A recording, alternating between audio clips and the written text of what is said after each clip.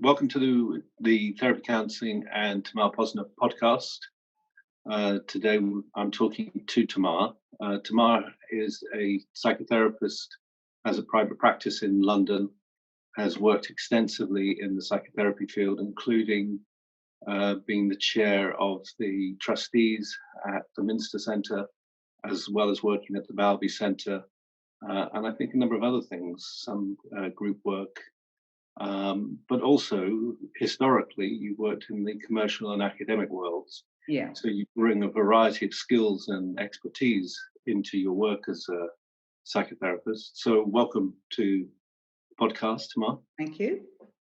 Today, we're going to be talking about identity and isolation.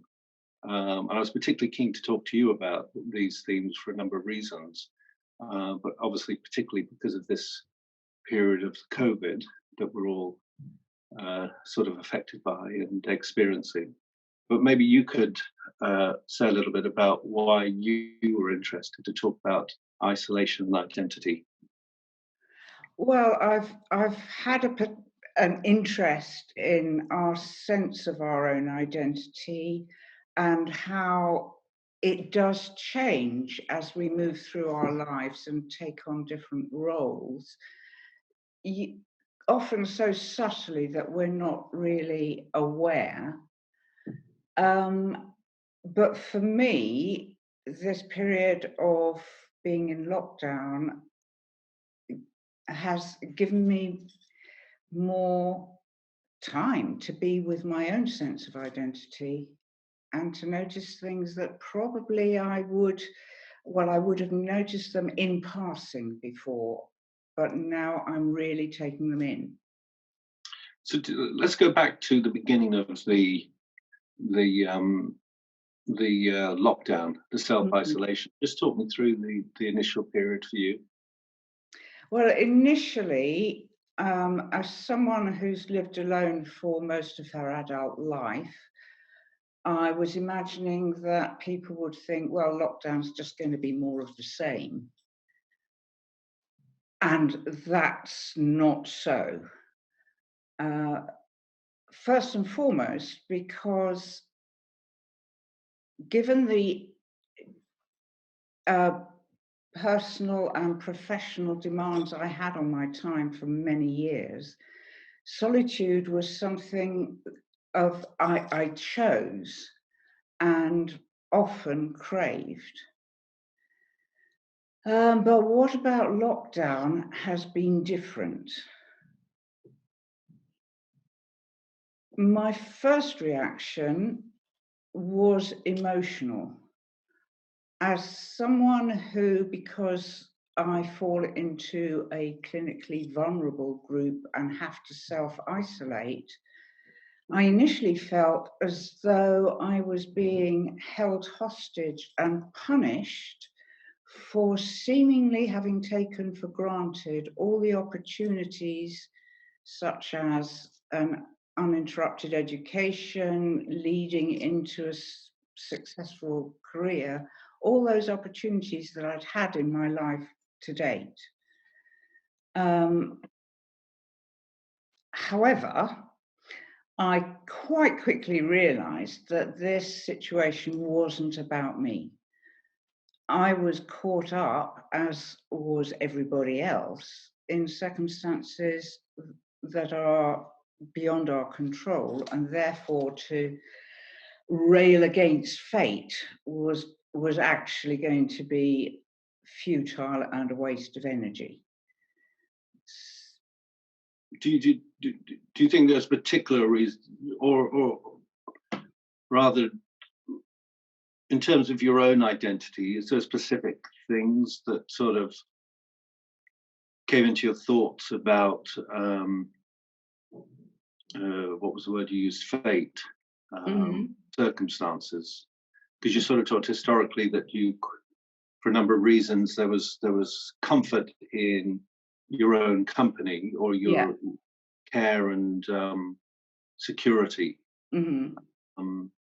This has sort of been imposed on all of us. Yeah. And does it resonate in particular ways for you? Well, to begin with, I actually felt a sense of liberation.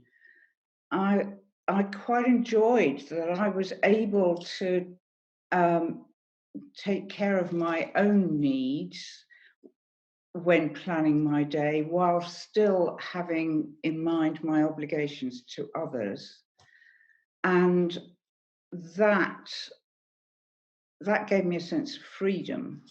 Mm, mm. The other A, thing, a freedom you'd not experienced before. well, I suppose before I'd been much more focused because I had to plan of how I'm going to get somewhere and when I'm going to be somewhere, Yes, that my focus was on the other with very little attention being paid to myself. right. But this changed the attention. Yeah. Okay. And to begin with, that was a liberation. Yes. Yes, So, it so was. there was a certain freedom, Yeah. shed some of that responsibility. Yeah. Um, and then it sounds like it began to sort of evolve into something more complicated. Well, the other thing was that by having meetings by Zoom with clients and colleagues, I was actually able to see myself in action and to notice some of the attributes that I've often been told I have, such as being an attentive and engaged listener, somebody who only talks when she's got something to say, and who really enjoys sharing her knowledge and expertise. And actually, to be able to see that when I've only ever really seen myself in the mirror was really quite a welcome event for me and gave me a sense of quiet confidence in who I am.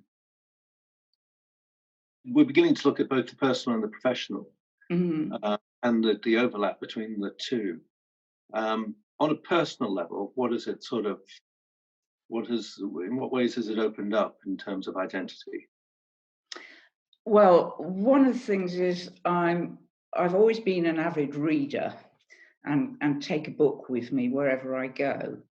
And since I wasn't actually going anywhere, I started to read a book that had been on my to be read pile for months. Mm, A biography of Ben Gurion, who was the first Prime Minister of Israel, and it runs to some 800 pages.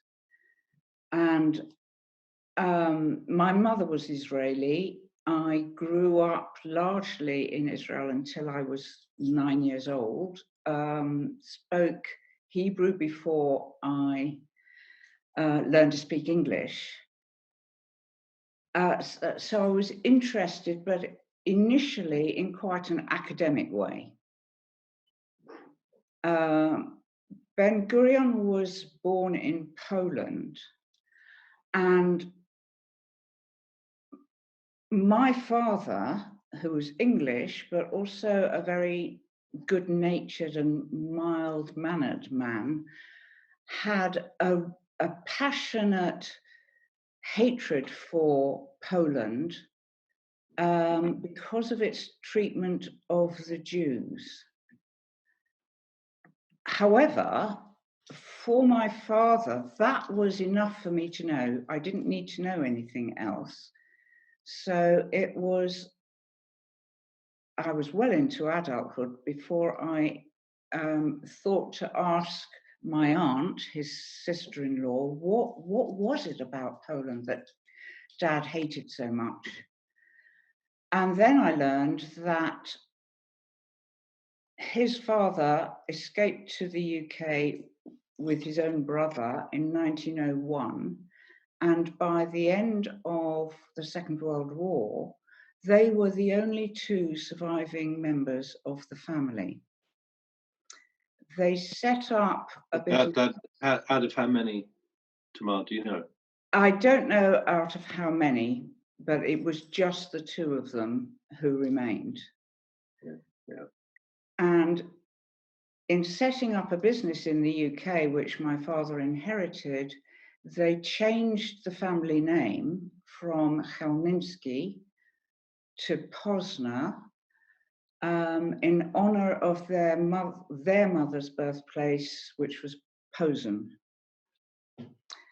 And that, at the time, explained why, when as a child I was often asked whether I was related to others with the same surname, and usually had to say no.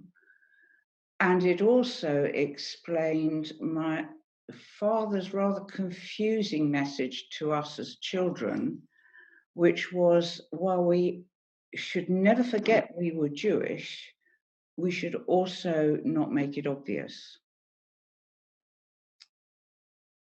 And so when I started to read the book, Ben-Gurion's early life, his description of his early life, added more detail to what, over the years, I have learned about European Jewry and the Holocaust. And so that was expected. What was also expected was the wealth of information in the book about how the State of Israel came into being in 1948. And that initially was part of my motivation for reading the book.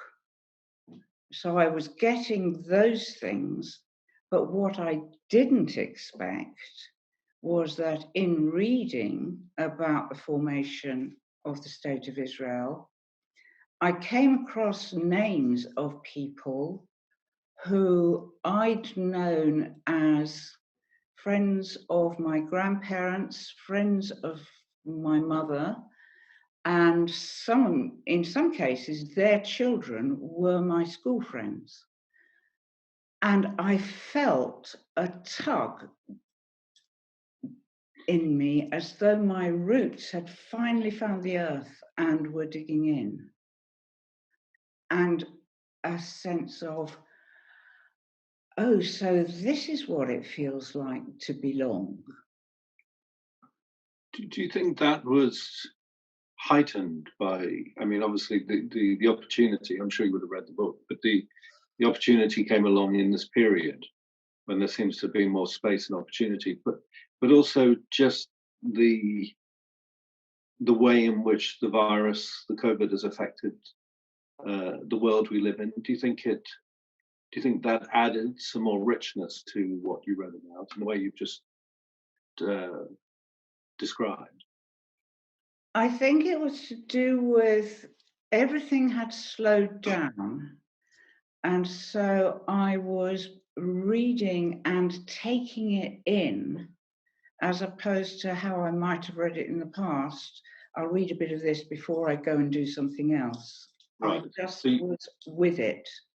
So you're sort of talking about the pace, the sort of rhythm of life gave you more of an opportunity. But then in terms of Jewish identity, do you think that, particularly in this period, I mean, I suppose I'm thinking of visibility and invisibility, the dangers in the world, the sort of history you're learning about and engaging and sort of connecting with, that sense of sort of feeling more rooted, more grounded, connected to your Jewish roots.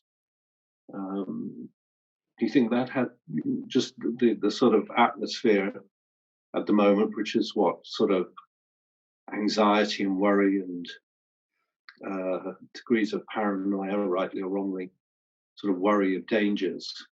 Do you think that sort of was in there as you were reading? It may not have, but I was just curious. It reminded me that when I was growing up in this country and going to school, there was a Jewish quota. Yes. So we were singled out and separated out from the rest of the school for certain activities. Yes. And then expected, as I interpreted it, expected to come back in and join in with everything as if there wasn't any difference. Right. So there was that. remembering it, but also keeping it hidden. Yeah, and sort of being defined as other Yeah. in the way I hear what you've just said. I mean, I don't see that as happening so directly in the current circumstances, but just as a feel. I mean, I suppose what I'm thinking is, as you're reminded of, and your father himself, his sort of hatred or anger, distress at the treatment of Jews in Poland, just symbolically, whether it's sort of touched on things emotionally that are not. I'm not suggesting that you've been singled out in any way, but just the feel of it, the sort of reminders of things that have happened to the Jewish community over the years. It's not so much that. I think it's been more that because I come across as British, white, middle class, I don't have a foreign accent. Mm. People who have experienced discrimination of one kind or another assume that I wouldn't have the faintest idea and couldn't possibly empathize with them, which has been a difficulty for me because my difference is hidden. And then sort of taking us back to the work, because you're sort of instinctively, there is a sort of knowing, a sort of historical connection with aspects of what's happening now, and whether people know or not, going back to what you were saying about more a stronger sense of your own abilities as a therapist, is that part of it, do you think? Yes, I mean, I think it too has added to my sense of confidence in myself and a greater willingness just to be who I am. And how do you see that in the conversations or the sort of impact in the work you're doing? I know everybody is unique and different, and they're coming with different issues and dilemmas and challenges. But overall, how do you see that sort of informing and affecting your clients? Well, one of the things I've noticed since that greater sense of my own identity is when it's not so much that I make a mistake, but I don't meet my client in the way that they want to be met, and that they tell me that, I'm much more able to say, this is what was going on with me when we were having that conversation. So I'm owning it. And by owning it, that has, in a number of cases, really given my clients a greater sense that they can trust me. Yes, because as you're just talking, I mean, in many ways, in a very important way, fundamental part of therapy is about identity. And through a kind of emotional crisis, part of the attention is on the identity of the person that knowingly, unknowingly has contributed to some of the tension or emotional challenges that they're going through. And you're sort of describing your own confidence, your own building of your through a sense of identity has brought you more confidence, that allows you to, in some ways, be in opposition to a client, but not because you think anything within that as being wrong. It's just more of an authentic relationship with somebody that you can then draw upon to contribute to their continuing discovery, sense of their own identity. Is that's sort of what I hear you saying? Yes, it is that I suppose it's heightened my own awareness of my contribution to the conversation. To the process. Yeah. And then in more general terms around identity through this period, because I'm struck by, in general, the work has it's sort of a bit like the tide's gone out and revealed Mhm. people's strengths and their vulnerabilities in a way that I don't think as a therapist I've ever sort of universally experienced before. What are some of the themes that you think have generally been thrown up that you've identified? One of the themes I've identified with quite a few clients is that with things more slowed down and with people having to be by themselves more, they've been able to reflect on how they're experiencing life and how they have experienced life.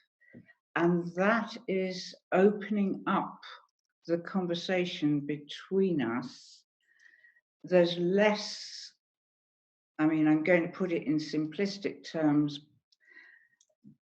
but sometimes there seems to be an expectation from the client that I'm going to be able to fix it for them.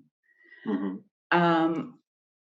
But now I'm getting more of how they're beginning to be able to fix it for themselves. And do you think, because one of the things I've thought about is because it's so universal, it's such a shared experience now that it potentially in some of the ways that you, and I know it was just the beginning when you talked about liberation, but it seems like some of the pressures, some of the stresses of that sort of cliche of keeping up with the neighbors, the Joneses, has sort of kind of has just dissolved. And that a certain pressure, stress, pace of life has just kind of been taken away from everybody, and has allowed people much more space to look just in a much cleaner way at their own sense of self, their identity. And also, I think I have noticed in recent years how working life for so many people, because of technology, has become more or less 24/7, 7 days a week. Yes.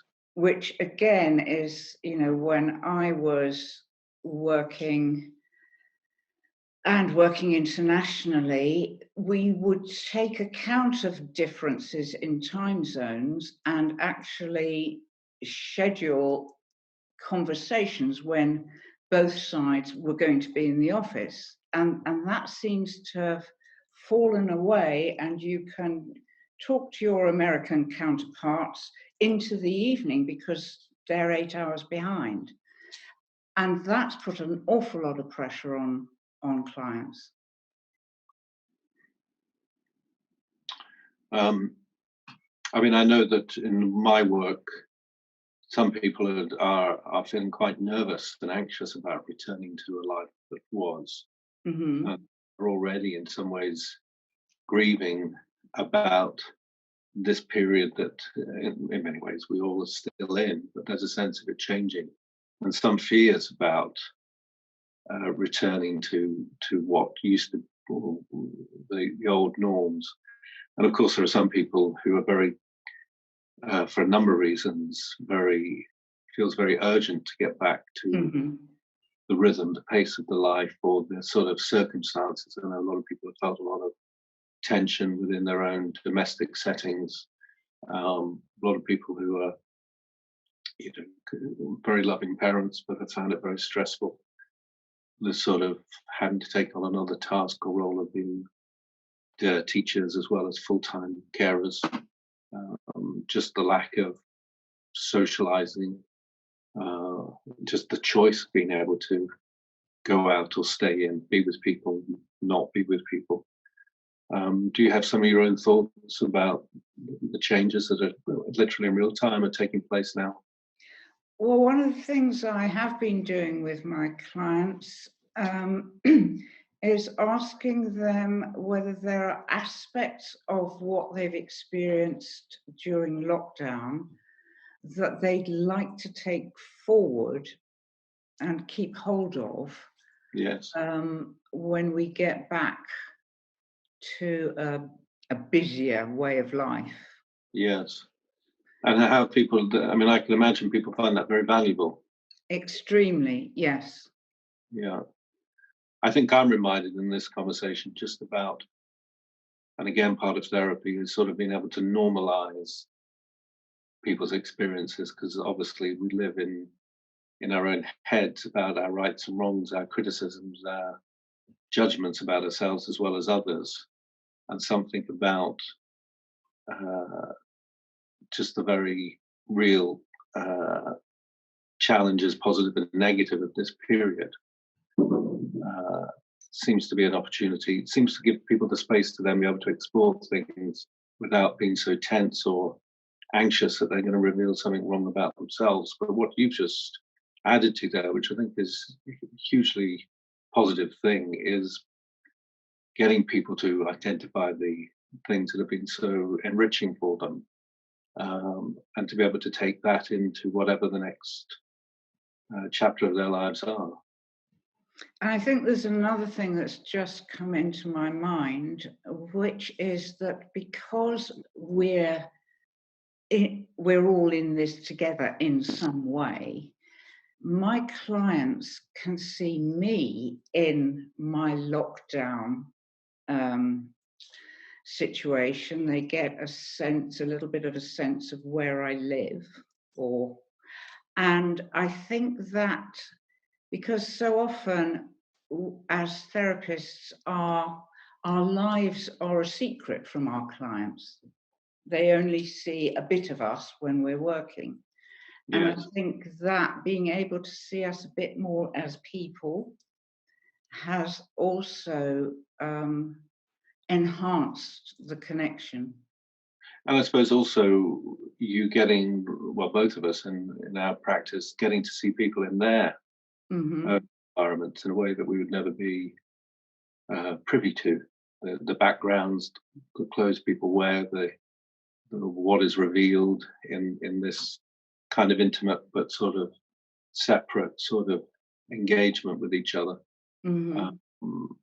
Um, The time that I've had to sort of be with myself, to get to know myself and remember where I've come from, has given me that a sense of really stepping into and embodying my identity, um, which has felt very grounding, but it's given me some confidence, and I'm trusting that clients in one way or another will also have had that experience of getting to know themselves better.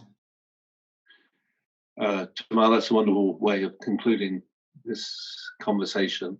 I'm just reminded of, or you've certainly given me a much deeper sense of how much opportunity there is in this period, both on a personal and professional level. So thank you for sharing both your personal journey and your thoughts and reflections about the work that we're doing. Thank you very much. Thank you.